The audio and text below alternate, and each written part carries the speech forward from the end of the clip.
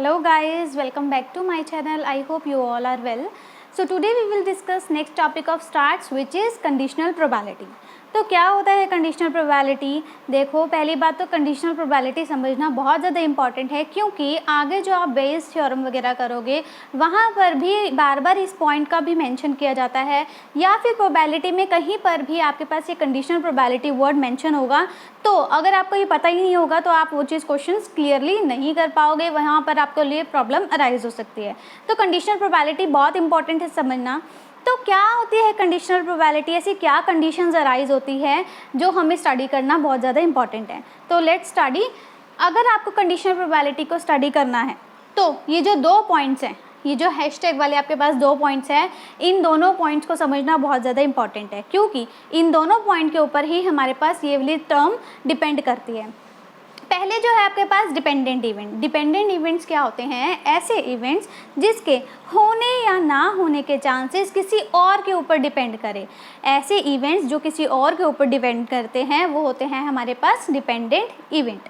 Next point जो next line बोलती है वो है आपके पास गिवन दैट इवेंट ए या फिर event B has been already occur. देखो, पहले तो है आपके पास डिपेंडेंट इवेंट होना चाहिए।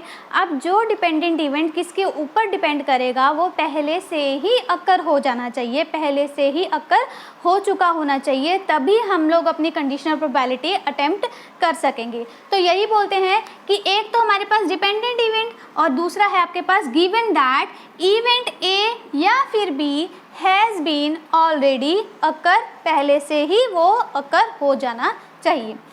तो देखो क्या कहते हैं, if two dependent event A and B, अगर दो डिपेंडेंट, अब दोनों लाइंस को हम मर्ज कर रहे हैं, अगर हमारे बोलते हैं कि दो डिपेंडेंट इवेंट है ए और B, then conditional probability of B, तब हमारी जो कंडीशनल प्रोबेबिलिटी किसकी, बी की कंडीशनल प्रोबेबिलिटी किसके ऊपर डिपेंड करेगी? Given that A has been already occur, कि हमारा जो ए है वो पहले से ही अकर होना चाहिए, क्योंकि जो बी है वो डिपेंडेंट इवेंट है और वो किसके ऊपर डिपेंड कर रहा है? ए के ऊपर डिपेंड कर रहा है, और ए को है पहले से ही अकर होना पड़ेगा, तभी हम लोग इस चीज़ को अटेम्प्ट कर सकेंगे। तो जिसके ऊपर वो डिपेंड करती है वो इवेंट पहले से ही अकर हो जाना चाहिए।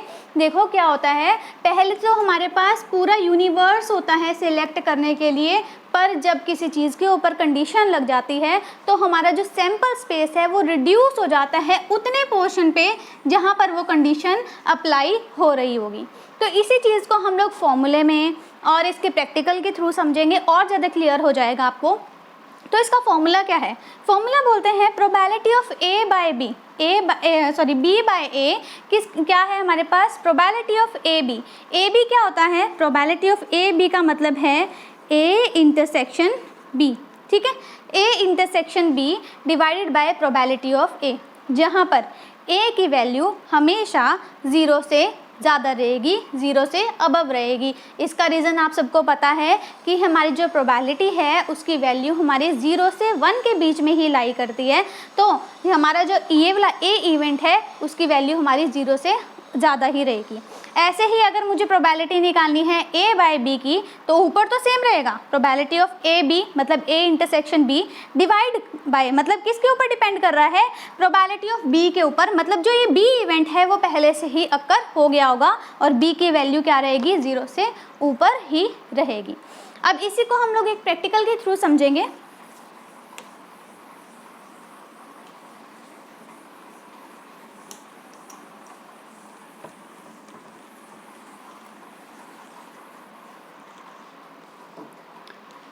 सपोज करो कि मैंने एक बार में 3 कॉइन को टॉस किया। इफ़ 3 कॉइन्स आर टॉस्ड, अगर 3 कॉइन को टॉस किया और हमें प्रोबेबिलिटी निकालनी है, find probability that 2 head appear, कि 2 हेड अपीयर हों, और इफ़ या फिर given that last coin is always a tail. क्या बोलता है कि अगर मैंने एक बार में 3 कॉइन को टॉस किया तो हमें निकालनी प्रोबेबिलिटी कि 2 तो हमारे हेड आए डेफिनेटली, और गिवन दैट इफ़ या फिर गिवन दैट जो है वो हमारी कंडीशन को डिनोट कर रही है। गिवन दैट क्या बोलते हैं कि लास्ट कॉइन क्या हो, ऑलवेज हमारा टेल हो, हमेशा हमारा टेल हो। तो यही हम लोग क्वेश्चन सॉल्व करेंगे कंडीशनल प्रोबेबिलिटी का। तो सबसे पहले तो देखो कि अगर मैंने एक 3 कॉइन को टॉस किया एक बार में, तो हमारे पास कितने चांसेस, कितने आउटकम्स हो सकते हैं? 8 आउटकम्स। एक बार में 2, फिर एक बार में 2, फिर एक हमारे जो 2 का मल्टीपल मतलब 2 का क्यूब, 2 का क्यूब क्या हुआ हमारे पास 8, तो 8 चांसेस हुआ। तो हम लोग निकालेंगे टोटल आउटकम्स। पहले तो हम लोग निकालेंगे टोटल आउटकम्स, क्या क्या चांसेस हो सकते हैं? Head head head, head head tail, head tail tail, फिर इसके बाद टेल का symbol tail tail tail, tail tail head, tail head head. अब 2 और केसेस बनेंगे, एक तो हेड टेल हेड और एक बनेगा आपके पास टेल हेड टेल। ये तो हुए हमारे पास टोटल आउटकम्स। टोटल आउटकम्स कितने रहेंगे? 8, 1 2 3 4 5 6 7 8। हमें जो प्रोबेबिलिटी निकालनी है कि हमारे पास 2 हेड रहेंगे, तो सबसे पहले हम लोग लिखेंगे probability of event A. Event A को मैंने नाम दिया कि 2 हेड मतलब एट लीस्ट 2 हेड। अभी हम लोगों ने जो इवेंट है ए और बी को डिवाइड कर दिया।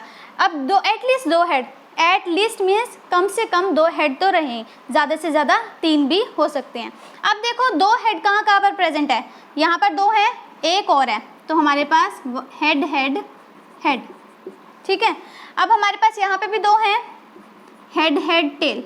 इसमें 2 है, नहीं हेड, इसमें भी नहीं है, इसमें भी 2 हेड नहीं है, पर इसमें 2 हेड है, तो tell head head.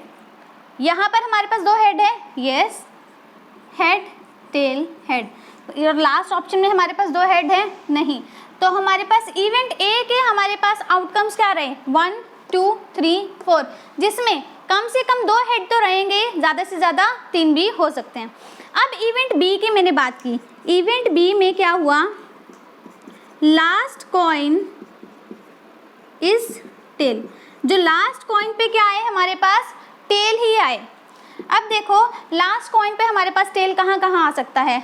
1 head head tail और head tail tail, head tail tail और टेल टेल टेल। लास्ट में आ रहा है ना टेल, टेल टेल टेल।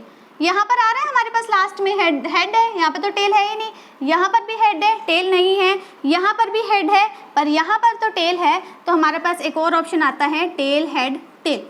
देखो अब मैंने क्या कर दिया, इन दोनों इवेंट्स को कर दिया अलग अलग डिवाइड। अब अलग अलग डिवाइड कर दिया, पर हमें प्रोबेबिलिटी क्या चाहिए कि हमें प्रोबेबिलिटी चाहिए 2 कॉइन्स पे तो हेड आए, और गिवन दैट है कि हमारा जो लास्ट कॉइन है उस पे हमारा हमेशा हेड आना चाहिए। अब आप कैसे करोगे? हमारे पास फॉर्मूला है probability of A by B is equals to probability of A intersection B divided by probability of B. अब देखो बी को मैंने क्या डिनोट किया, ये है हमारे पास बी कि लास्ट कॉइन क्या होना चाहिए? टेल ही होना चाहिए। तो इसकी जगह पर मैं क्या कर दूंगी, इसकी वैल्यू पुट कर दूंगी। तो बी की जगह तो मैंने वैल्यू पुट कर दी 1 2 3 4। कितने आउटकम्स हैं? 4 आउटकम्स हैं, तो ये तो लिख दिया। पर ए इंटरसेक्शन बी क्या हुआ? ए इंटरसेक्शन बी का मतलब है हम लोगों ने सैंपल स्पेस रिड्यूस कर दिया। सैंपल स्पेस क्या हो गया? रिड्यूस हो गया। अब एक बात देखो, इसको इजीली टर्म में करने का मेथड क्या रहता है कि इन दोनों में से आप कॉमन निकाल दो। कॉमन में क्या है आपके पास? क्या हमारा हेड हेड हेड है कॉमन? नहीं। हेड हेड टेल है कॉमन? नहीं, हेड हेड टेल भी नहीं है। टेल हेड हेड है हमारे पास कॉमन? नहीं। और हमारे पास हेड हेड टेल जो है वो हमारे पास क्या आ गया? कॉमन आ गया। हेड टेल हेड है हमारे पास कॉमन? नहीं। तो हमारे पास क्या है कॉमन? ये कॉमन है, ये कॉमन है। यहाँ से हम लोग अब कॉमन तो चेक कर लिया, यहाँ से हम लोग एक और चीज़ चेक कर सकते हैं कि हमारी जो कंडीशन है, कंडीशन क्या है? 2 हेड होने ही होने चाहिए और लास्ट वाले कॉइन पे हमारे पास टेल होना चाहिए। तो ये कंडीशन हम चेक करते हैं कि है या नहीं है। तो 2 हेड है, यस, 2 हेड हैं और लास्ट वाले पे क्या आ रहा है हमारे पास, टेल आ रहा है। तो हमारे पास जो कंडीशन है वो फुलफिल हो गई।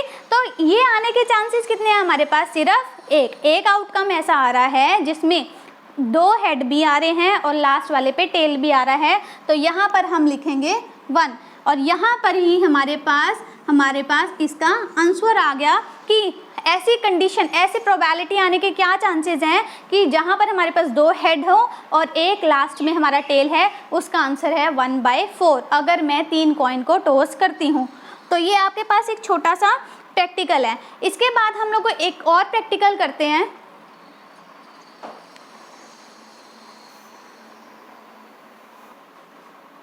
ये आपके पास नेक्स्ट क्वेश्चन है। अब ये क्या है हमारे पास, एक सर्वे हुआ। अब सर्वे में क्या पाया गया कि it was found that 60% of accident occur at night, कि जो 60% जो एक्सीडेंट होते हैं वो रात को अकर होते हैं। और क्या रिसर्च हुई कि 52% आर एल्कोहल रिलेटेड। 52% क्या है, ड्रिंक करके हमारे पास एक्सीडेंट होते हैं। नेक्स्ट आपके पास और जो 37 है, 37% ऐसे हैं एक्सीडेंट जो कि एल्कोहल से रिलेटेड भी हैं और जो है हमारे पास as well as occur at night, मतलब जिसमें दोनों के दोनों फीचर्स हों, एल्कोहल वाला फीचर भी है और रात को भी अकर होते हैं। तो ऐसे एक्सीडेंट भी हैं। अब हमें क्या निकालना है, what is the probability that accident was alcohol related. हमें प्रोबेबिलिटी निकालनी है कि अल्कोहल रिलेटेड तो हो, गिवन दैट, जहाँ पर गिवन दैट आ गया it is occur at night. अब हमें पता है कि गिवन दैट का मतलब क्या होता है, कंडीशन। गिवन दैट का मतलब क्या है, कंडीशन अराइज हो रही है कि कंडीशन क्या है कि वो कौन से होने चाहिए, रात को अकर होने चाहिए। एल्कोहल रिलेटेड तो हो पर वो कब अराइज हो, रात को अराइज हो। कि इसके ऊपर डिपेंड करेगा, नाइट वाले फीचर के ऊपर डिपेंड करेगा। तो हम इसको सॉल्व करते हैं। Probability of event A, event A की प्रोबेबिलिटी क्या बोलते हैं।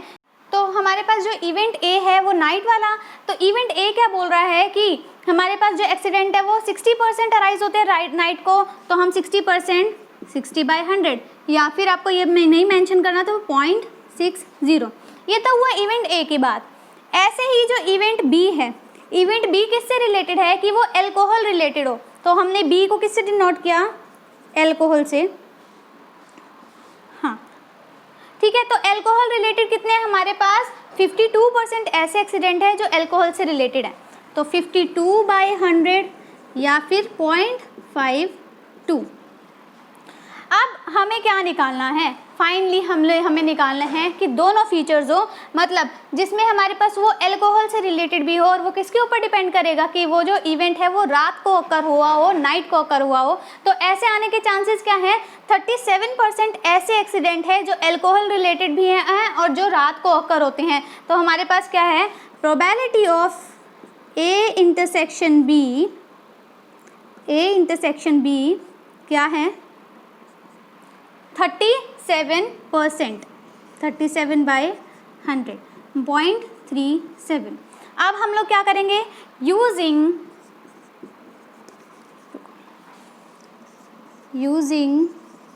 कंडीशनल प्रोबेबिलिटी,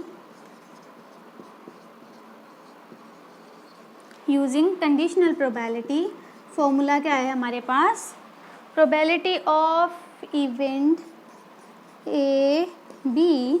हमें किसके ऊपर, गिवन दैट किसके ऊपर है, नाइट के ऊपर। तो नाइट हमने किससे डिनोट किया था, इवेंट ए से। प्रोबेबिलिटी ऑफ इवेंट ए, तो ए इंटरसेक्शन बी की हमारी जो वैल्यू है वो है हमारे पास 0.37 और ए जो है हमारे पास उसकी वैल्यू है 0.60। तो ये है आपके पास आंसर, प्रोबेबिलिटी निकल गई कि ऐसे होने के चांसेस क्या हैं एक्सीडेंट कि जो अल्कोहल से रिलेटेड भी हो और जो रात को अकर हो। तो ये कुछ आपके पास कंडीशनल प्रोबेबिलिटी थी जो हमारी 2 टर्म्स के ऊपर बेस्ड है। एक तो हमारे पास डिपेंडेंट इवेंट और एक है हमारे पास जिसके ऊपर वो डिपेंड करे वो पहले से ही अकर होना चाहिए। तो ये कुछ थी आपकी terms. I hope you like my video. Please like, share and subscribe my channel. Thank you and have a nice day.